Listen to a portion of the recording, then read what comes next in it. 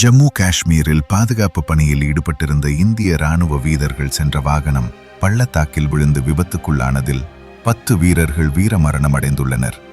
ஜம்மு காஷ்மீர் மாநிலம் தோடா மாவட்டத்தில் இன்று ஒரு மிக துயரமான விபத்து நிகழ்ந்துள்ளது. பயங்கரவாத எதிர்ப்பு நடவடிக்கைகளுக்காக ராணுவ வீரர்கள் புல்ஸ்பீர் ரக வாகனத்தில் விரைந்து கொண்டிருந்தனர். அப்போது எதிர்பாராத விதமாக மலைப்பாதையிலிருந்து வாகனம் நிலை தடுமாறி ஆழமான பள்ளத்தாக்கில் விழுந்து விபத்துக்குள்ளானது.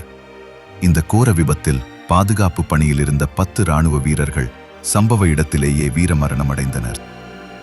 தோடா மாவட்டத்தின் செங்குத்தான மலைப்பாதையில் பயங்கரவாதிகளை தேடும் பணியில் ஈடுபடுவதற்காக இராணுவ வீரர்கள் தங்களின் கவச வாகனத்தில் விரைந்து கொண்டிருந்தனர். அப்போது ஒரு குறுகிய வளைவில் திரும்பும்போது எதிர்பாராத விதமாக ஓட்டுநரின் கட்டுப்பாட்டை இழந்த வாகனம் அருகிலிருந்த பல 100 அடி ஆழமுள்ள ஆழமான பள்ளத்தாக்கில் கவிழ்ந்தது. இந்த போர்க்களங்களில் இவர்களுக்கு பாதுகாப்பளிக்கும் இந்த வாகனம் மலைப்பாதையின் நிலப்பரப்பு சவாலாக இருந்ததால் விபத்துக்குள்ளானதாக முதற்கட்ட தகவல்கள் தெரிவிக்கின்றன. விபத்து குறித்து தகவல் கிடைத்தவுடன் அருகிலிருந்த முகாம்களிலிருந்து இராணுவ மீட்பு குழுவினரும் உள்ளூர் காவல்துறையினரும் விரைந்து சென்று மீட்பு பணியில் ஈடுபட்டனர்.